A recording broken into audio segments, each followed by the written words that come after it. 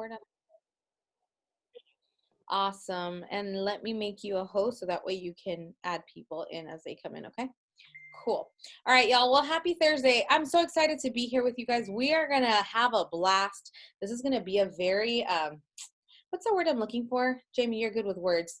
Like, it's going to be a very interactive call where we're all going to talk about our takeaways, our breakthroughs. I think that it's super powerful to learn from each other. One of the reasons that we wanted to start with this book is, first and foremost, when we were talking about what we want for this team more than anything this year, we talked about personal development. That is so powerful. Personal development is going to be key to helping you grow, right? So you mute people that are unmuted, please. Okay, perfect. Thanks. And so when we started talking about this, I listened to Ed Milet. I love Ed Milet. And I was listening to a podcast from him and James Clear, and I consumed that podcast twice in 1 week because I was just I was so overtaken by like the simplicity on how to be a successful person, right? We think it takes this crazy massive action. Like, we think that the people that are up there, like, they just took crazy massive action and one day it just happened. It was a turning point and it just happened. And he was like, no, they're like those little engines that could, like, every day it's at 1%, every day it's at 1%. And then kind of like when two tectonic plates hit, right? Not one, not 99 will create the earthquake. It's the 100th tectonic that shifts, that creates the crazy boom. And that's all we hear about. We know, oh my gosh, there was a 7.0 earthquake in the city of LA. That was crazy. But we never knew about the times that those tectonics were shifting. And so that's the power of what we're going to talk about in this book. So what I really want to see happen here is we're going to have it open to everybody to talk. I want it to be super interactive, super engaging. And one of the things sometimes I guess, you trust me, I was in college and girl needed a permission from a teacher to do this, okay? But like sometimes, like, I want to give you guys permission to write all over this book. Okay, whatever's speaking to your heart, whatever's speaking to your soul, like, write all over this book. Because these are the things, like right now, like earlier today, I was going through chapter 1 because I read chapter 1 like 3 weeks ago. And the things that really popped is everything I wrote on the sides, everything I highlighted, and everything I underlined. And when I go through the books and I'm looking for important statements that are really going to speak to me, I don't really highlight things that happened in his life personally, but I highlight things that are beneficial or factual. You know, like a habit is a routine or behavior that is performed regularly and in many cases automatically. Right here, I literally put two parentheses and I said, really good for a health assessment. And what it says is, we all deal with setbacks, but in the long run, the quality of our lives often depends on the quality of our habits. With the same habits, you'll end up with the same result, but with better habits, anything is possible. So literally, I was like, oh my gosh, that would be so perfect for me to see in a health assessment. You know, so this is how I want you guys to write all over your books, where you guys are really, things are popping out to you, and give yourselves permission to write all over it. Give yourselves permission to just kind of write what is speaking to your heart at that moment, because then once you're done with the book, you're going to go back to those things that popped out for you. And those are the things we want to apply on a daily basis. Okay. So I want to get started, and I'm going to, maybe you guys, I think there's a setting where you guys can unmute yourselves anyway, but I want to get started in the introduction. There's a lot of good stuff that I found in the introduction, and I want to know if any of you guys experienced any takeaways in the introduction when he talked about his story. I think his story is absolutely crazy. Like the fact that, how do you come back from what happened to him? But look at him today, everything that he went through. He went to college, he did all of these crazy things. But what are some things that stuck out to you guys in terms of the introduction that he talked about? And feel free to mute yourselves. We're like, pretend we're in my living room right now. We're all chilling here in my house. Feel free to go, anybody. Can you hear me? Yeah. Hi, good evening, everyone. So, I do have the book at home, but because I'm traveling, I was listening to it on Audible. So I was listening to it on the airplane. And in his introduction, yeah, what he went through was crazy. But what he said that resonated with me is, we all deal with setbacks, but in the long run, the quality of our lives often depends on the quality of our habits. And I think you said that earlier, right, Priscilla? With the same habits, you end up with the same results, but with better habits, anything is possible. And he also had said, only choice. the only choice to make progress is to start small, right? And then tiny changes, remarkable results is what's on the book of the on the cover of the book. And so it's just, you don't have to do everything at once. Small steps, consistency, what you guys are always, preaching to us, right? Follow the process, do your power hours, do your reaching out, connecting, building relationships. All of those things will lead to bigger outcomes. Okay. Yeah, I love I that. didn't have a timer, sorry. I love that too. I thought that was so good, and I loved how like he came back from such a crazy injury. I mean, that brain swelling and all that, like a lot of people don't come back from that, and he came back just by using like small steps of improvement every day. And that 1% thing I've been using like ever since I started reading this book. I got roller skates. I haven't skated since I was like 15. I'm 48. It's insane. I fell on my butt today on the way to go skating, not even in skating. But I kept telling my husband, every day I do it, I'm going to get 1% better. And it's nice because it's just that small little bit. It's not like I have to become an Olympic skater by the end of the week. It's like, we just do that 1%. And I feel like that's doable, and telling our clients that too, like you just be 1% better than you were yesterday. Like maybe you didn't get all your water in today, but be 1% better at your water than you were today. Or maybe you had, 5 bites of something you shouldn't have had. Okay, let's see. Tomorrow I'll be 1% better and only have 2 bites of that thing. And then eventually by the end, they're not even wanting to have any bites because it's that exponential growth. So I love that. Wow, thanks for saying that, Kim. I needed to hear that. But what ministered to me, or what encouraged me, was when he said that well, while he was sharing about his story, he said that when he went to college, he knew he wasn't going to start from the very top. He knew he was gonna start from the very bottom, and he was okay with that. And I think that spoke to me because a lot of times I have high standards of myself, but then that sets me up for disappointment. So I that resonated with me. So good. And for me, I think it's powerful when he says changes that seem small and unimportant at first will compound into remarkable results if you're willing to stick to them for years. I was like, man, just those small changes every day. I remember sharing with you guys a few weeks ago about how when I read this, the first thing I did was apply it with my daughter, and I started reading with her every single day. I was like, our goal was 10 pages a day. I'm not gonna lie, you guys, it's been like 1 page a day. But I show up every single day with her to read. And the other day she was reading a word, and she read the word chrysanthemums. She was like, and I'm like, chrysanthemums, you're only 6, but it's just that. It's the power of that the small daily things where it catches onto her brain and she's reading. And now she's reading at a level of like a 3rd grader. She's only in 1st grade, but it's only been a few weeks that I've been doing this with her. And that's like the power of those small, remarkable, those things that don't seem like a big deal, right? Like I started playing hangman with her too. And we spend 5 minutes a day playing hangman, but she comes up with the words in her head. And, the other day she spelled like head. I'm like, I didn't even know you knew how to spell like the EA, the special sound. She knew it, but it's because of the reading and applying it every day. Those small habits like make remarkable results. And for me, that was one of the biggest takeaways in the introduction. So yeah, who else? I wanted to read the same, quote from the book, and even mention that, he said we all face challenges in life.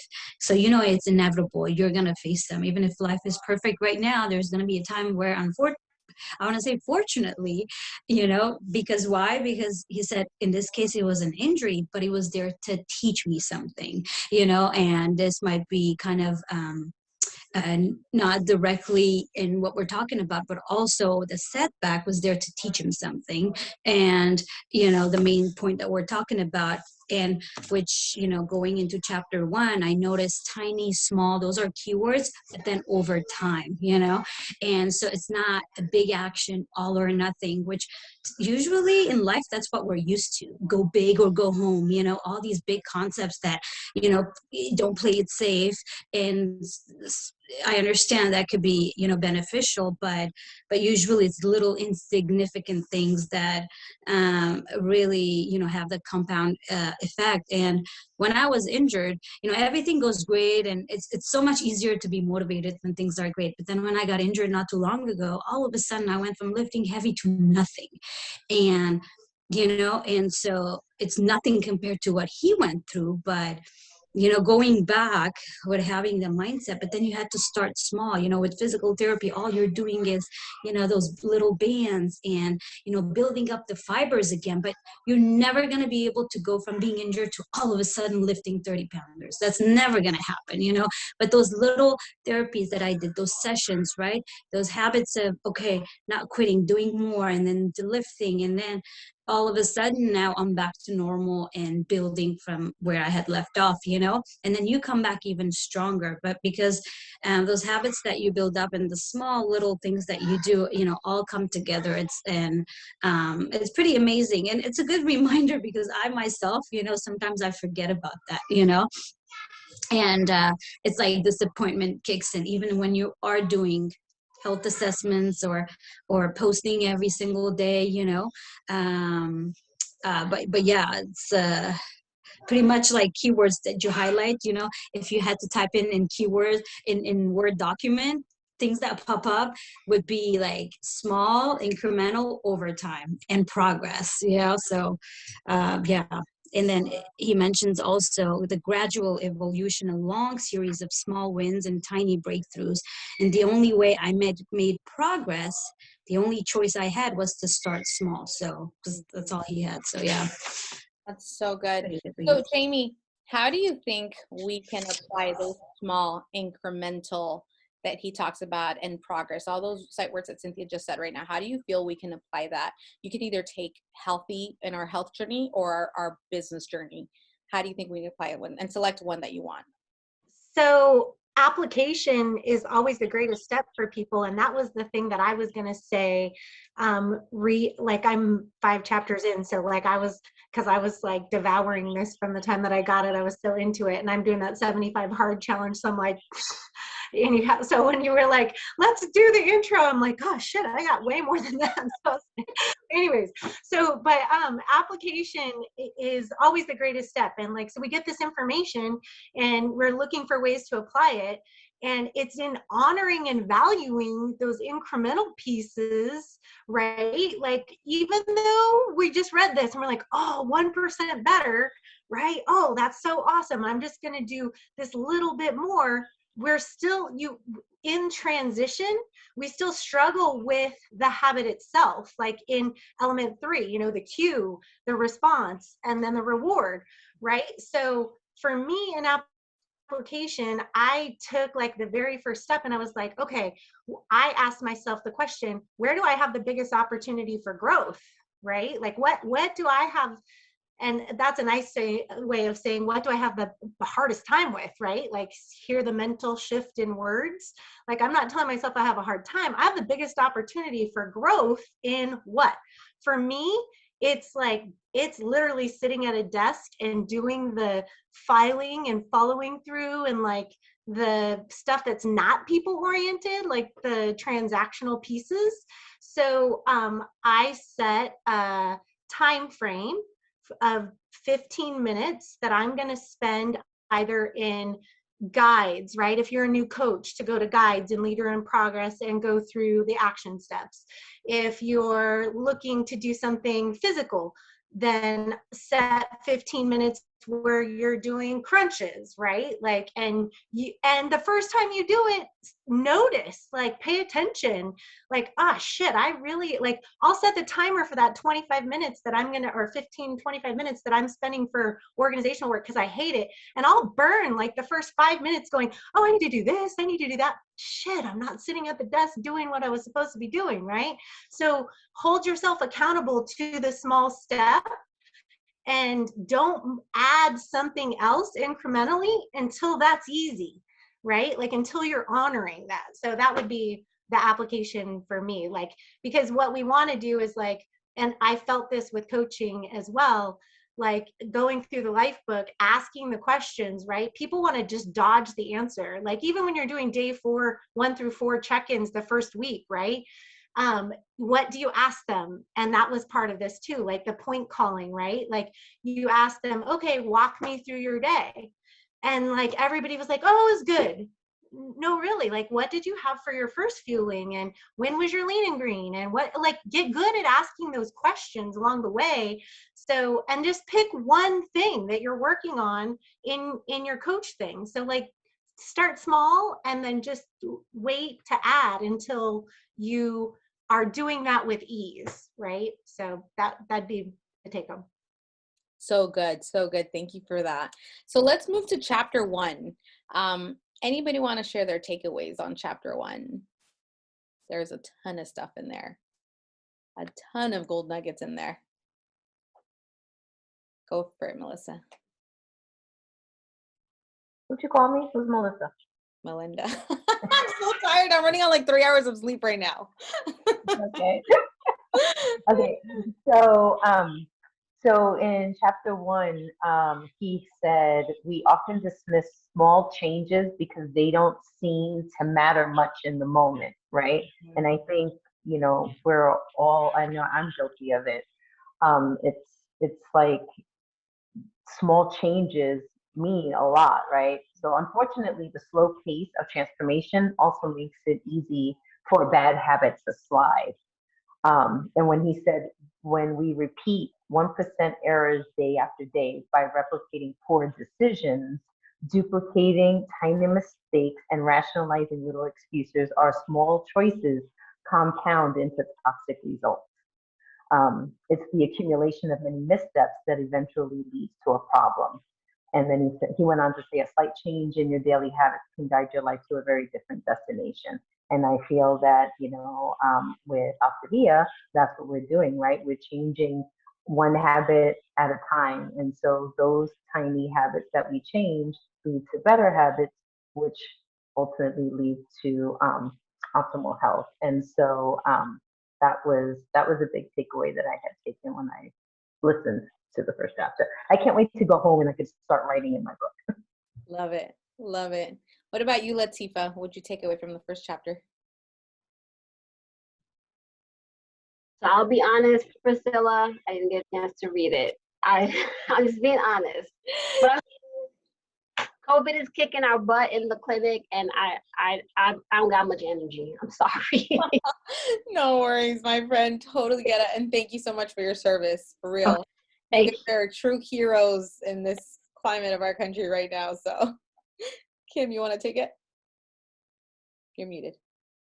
Okay, so I loved the part on page 22 where he does that graph, and I like you know, shaded in that little valley of disappointment, which I like to call the pit of despair.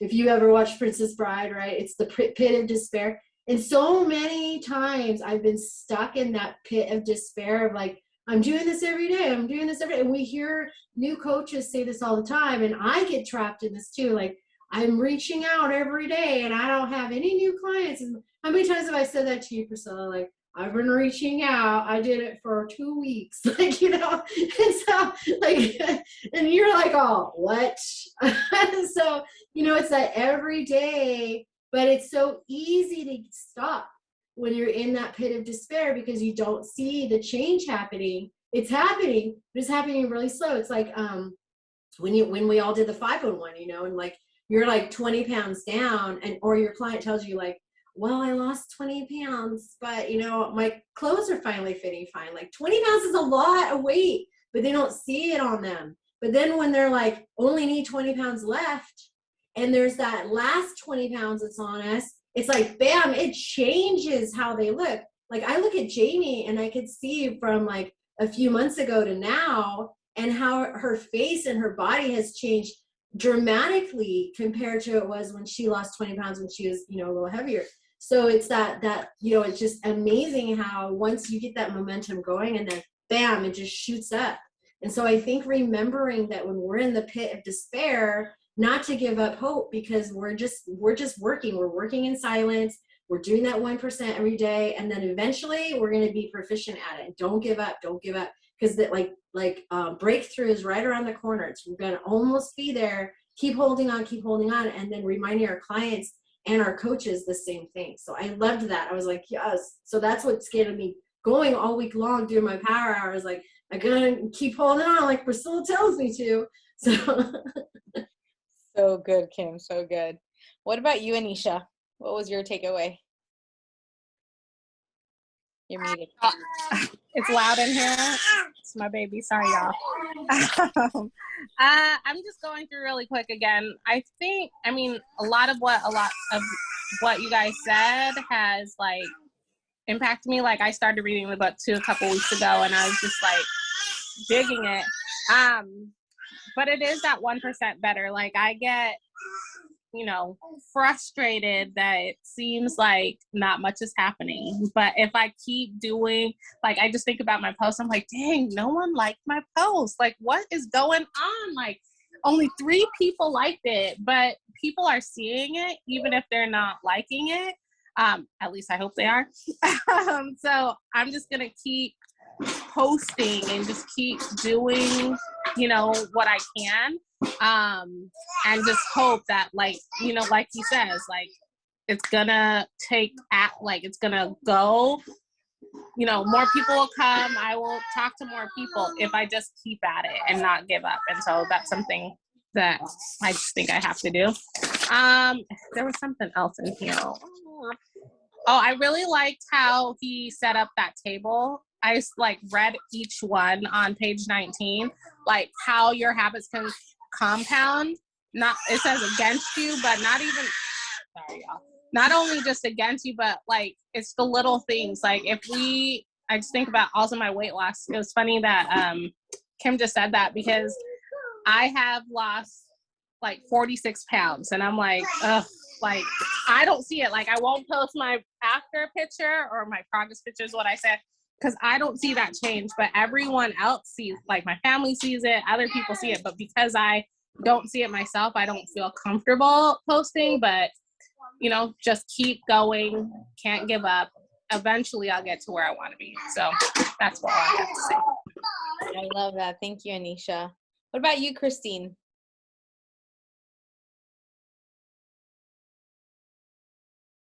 She's muted. There you go. Yes. Okay. One thing I noticed that had a very similarity about my past, about the repeating the errors. If we repeat 1% errors day after day, that actually becomes a little bit habit. I don't know how to explain it clearly. Sorry, my English is very basic, but every time I started to try to change a habit and going back and put old habits in it and put it together and repeating, oh, I want to get rid of it. Oh, I want to get rid of it today, not today, tomorrow. I start, forgetting that I'm gonna, forgetting that I should stop repeating it. This is what completely I put this thing out of my life right now. That habits that I were very unhealthy, I took it out of my life by changing other habits that wasn't affecting, actually, to change that bad habits.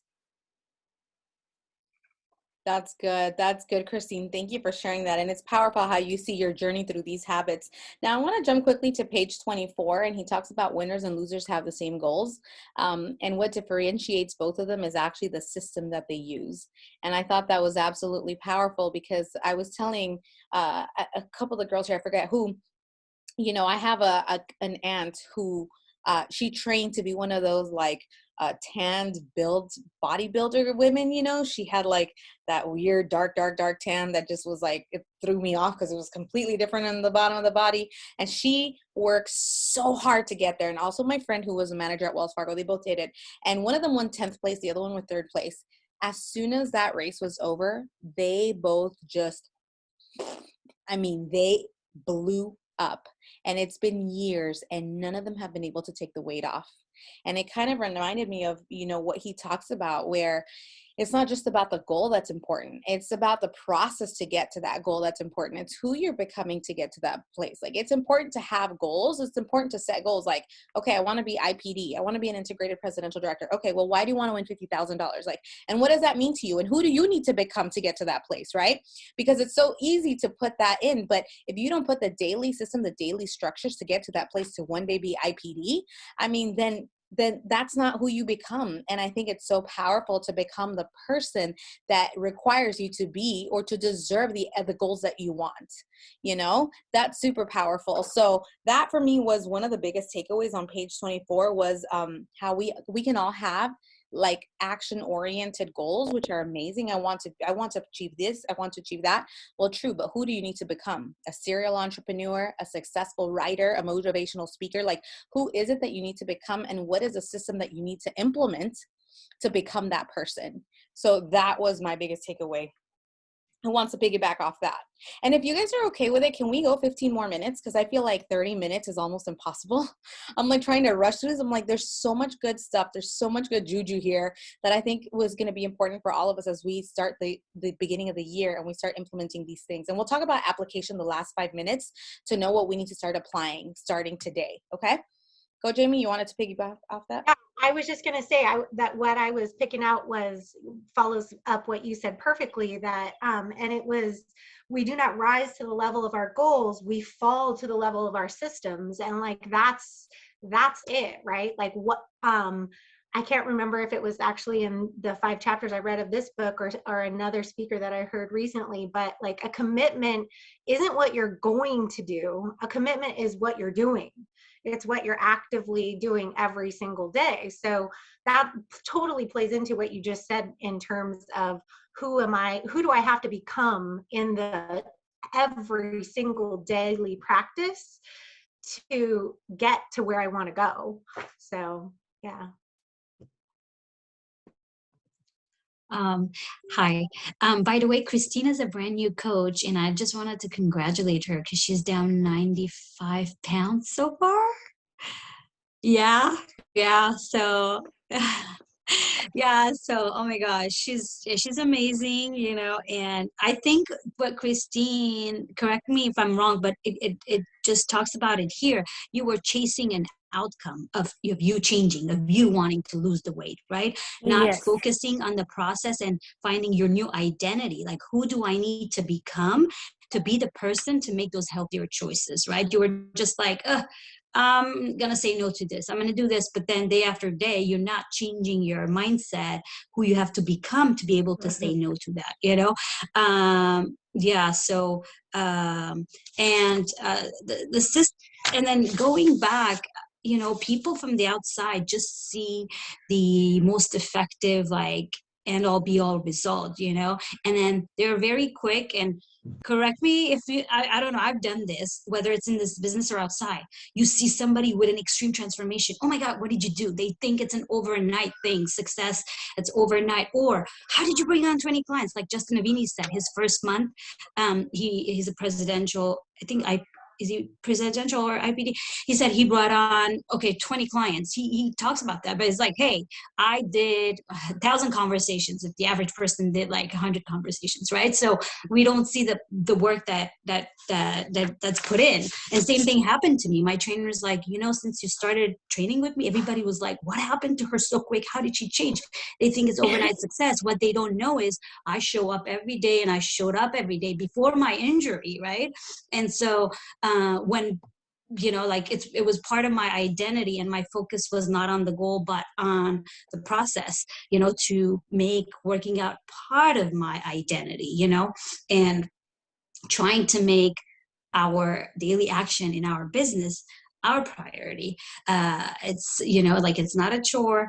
I do this every single day, and it will just add up and ultimately lead to where we want it to be. And he talked about happiness too, not to focus, on the goal necessarily, hit that to be happy, but be happy in the process. And we remind our clients of that, just stop, and it's in the questions that we ask, how are you feeling, and celebrating them every step of the way, so we enjoy the process, because change won't happen unless we embrace that process as part of our lifestyle. Otherwise, change is temporary, right?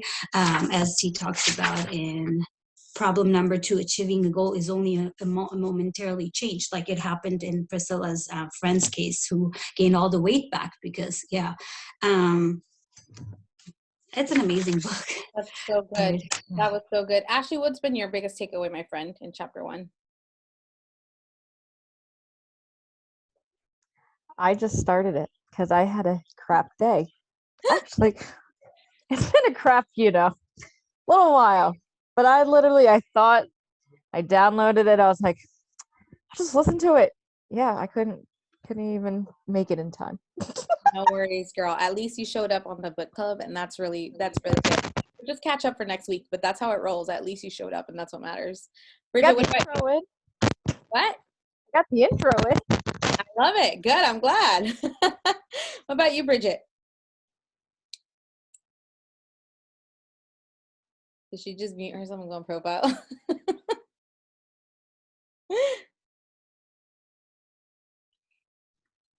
Can you hear me? Yeah. Okay. I guess mine kind of piggybacks off of Cynthia's, the whole like ice cube analogy, where it's just basically saying like complaining about about not achieving success despite working hard is like complaining about an ice cube not melting when you heat it up from 25 to 31 degrees. Just like him saying that the work's not wasted, it's just being stored. And then and also like how Cynthia was saying, how he talks about, when breakthroughs happen, when people see you at your peak, they think that it is like an overnight thing. They think that, oh, like, how did you do that? But like, they don't see all the like tears and hard work and sacrifices you put into anything, regardless of what it is you're trying to achieve. And I think that's what we get so caught up in, is like we see people's successes and like, oh my gosh, like, how did you do that? How did you get there? And all that stuff, and not realizing like, no, it took a lot of work and it took a lot of sacrifice, and it seems like it was overnight, but it was like a lot of work that went into it. And, a lot of, I don't know. And I feel like I see that every time I talk to all of you guys about like your journeys and stuff like that. It's like, all right, well, I'm not the only one feeling like this, so there's like hope.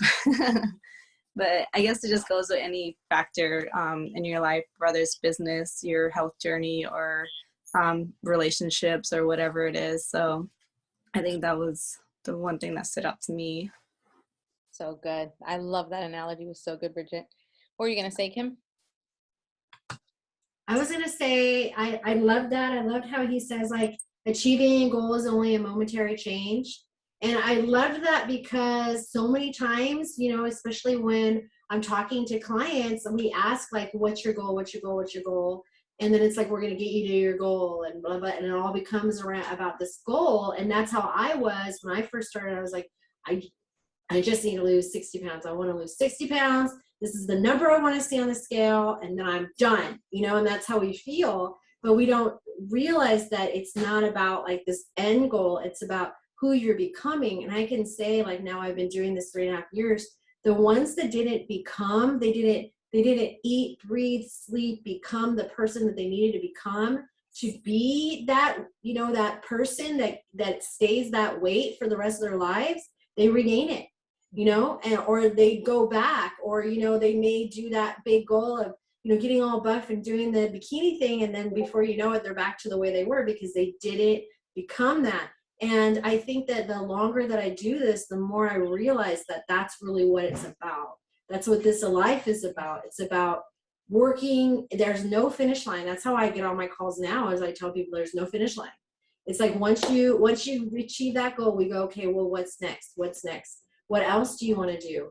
You know, so I think that having that in mind, that it's about the becoming. And I've been going around going like, well, what would you know, because we all have our coach crushes, right? Like, oh, I want to be like that person. And we see them, like Tiffany Howard is like my thing, you know, and I see her up there on the stage and I'm like, oh, she's so beautiful. And oh my gosh, she looks so good. And she's got this gigantic house in Texas and she's this and she's this. And we see that as like, I want to be like that. But she goes up there and there's so much gratitude and there's so like, I can't believe I'm here, because she just keeps doing the 1% every day. She doesn't give up.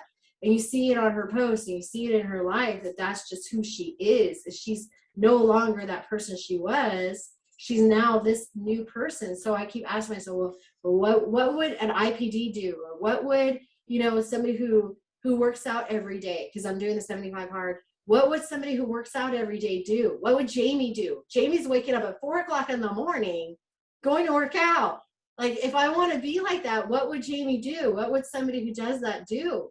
Or, you know, anybody, any of you guys, like, what does Cynthia do when she's lifting her weights and she has those abs? Like, what does she do to get there? Like, so then I think, oh, I need to do that. I need to do that. So it really does help to have that mindset of like, who do I need to become?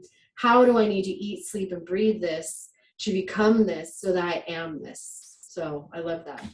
I love how he wraps up the chapter and he says, you do not rise to the levels of your goals, you fall to the levels of your systems. So we don't rise up to that goal that we want. We are just going to fall to the systems, like who we need to become. So I think it's, you know, to get to that next level in your life, it's going to be a season of becoming. That's what it's going to be, a season of becoming, and who it is it that you need to become to get to that place. So that's so powerful. So what I want to do is, you guys, I was thinking that it would be great for us to set some goals we want for 2022. What do those goals look like? And it can be select 3 or 4 different things, whether you want it to be financial, you want it to be health, you want it to be in your marriage or in your partnerships with people, you want it to be in your community, whatever it is. Think about 4 things. Your walk with God, if you're a believer, wherever you're at, you know, I want you to create some action-oriented goals, like a goal, like, okay, well, my goal is I want to make $30,000 a month, right? I mean, there's so much behind that, right? I want to make $30,000 a month, and it can sound lame. And for me, it goes deep for my family. But then after that, I want to know, who is the person you need to become to make that kind of income? Because that kind of income, you don't just gain it overnight. Like, you earn it. You have to become somebody. You know, Jamil had to become someone else. When you see where Jamil came from, when you read his story, oh my gosh. I mean, he broke the status quo of where he comes from.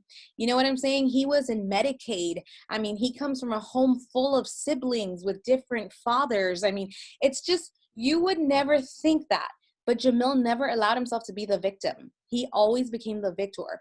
But you know what? He spent so much time with his mentors. He calls Jim Rohn his mentor. He calls Ed Milet his mentor. He calls all these people that don't even know him his mentors. Who did he have to become to be the person he is today, to earn the income he makes today, you know, to be able to be a leader like he is today? And that's the same thing we need to ask ourselves. So I want to encourage you guys, you know, it's so easy. I will tell you, it's not easy. I mad respect for the people that make, you know, big money. Like I'm gonna put you in the stand, Latifa, okay? But like someone like Latifa, right? Latifa went to college for 12, 15 years to make the income that she makes today, right? She gave her dues to make that corporate income today. But in this business, you're gonna have to become somebody to make that kind of income. That doesn't just happen by luck. We need to transform as people. We need to transform our systems. We need to transform the way we think.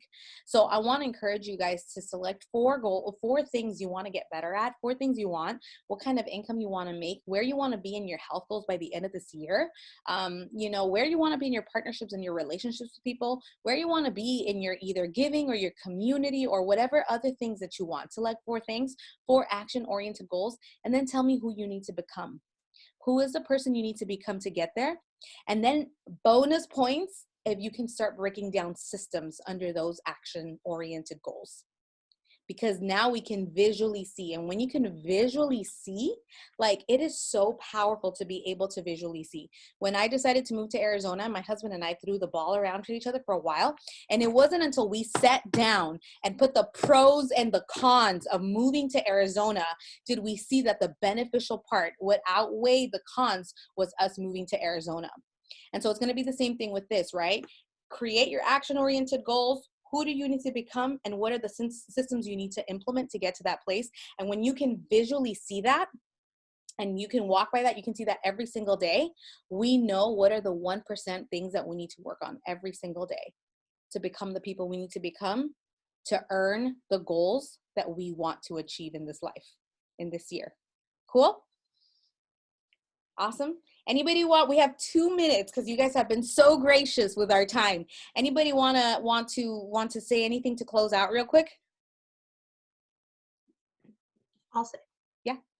Yeah, I was just gonna say, if you make no other small incremental change, it starts speaking affirmingly in the direction of your dreams, because that is like the simplest thing. We speak every day to tons of people, and it's purposeful to recognize how you feel. It's even more purposeful and intentional to speak your truth that you're creating. That's what I wanted to say. So good. End it with a bang. Linda, you didn't say anything. You have a minute, girl. Tell us something. Okay, I'd love to share. I don't know how to pronounce this word, but just on chapter 1 on the bottom, it says aggregation, I think, AGG, aggregation of marginal gains. You guys, when I thought about this, I was like, okay, so how am I going to apply this to my business? What that talks about is break it down into different areas and improve each area. So for me, coaching, right? Client acquisition, client support, coaches, coach support. I want to break it down to the basics, and then break it down even further, dissect it technically, and then go in and improve each area by a little bit. And then if you look at the big picture, you have so much improvement in your overall coaching business just by improving each area just a tiny bit. I think it's genius. I mean, this is something I'm going to apply to all areas of my life. I love that. That was so good. And you know what, Linda? I want us to go deeper in that next week. That'll be so good, because maybe next week what we can do is now break down like the 4 cornerstones of this business, and what are the things that we need to get good at. Because I mean, there's different skill sets, and we all are good at different skill sets. We all have to get better at all the skill sets all together. So anyway, ladies and gentlemen, thank you so much for being on this call. It was so great. Who had a great time on our first book club meeting? Woo, this was awesome. Latifah and Ashley, girls, we'll wait for y'all. But Latifah, I totally respect, girl. I get it. My hat off to you, my friend. Thank you for everything you do. All right, guys, have a good night. We'll speak next Thursday, but we'll see you Monday, okay? Bye.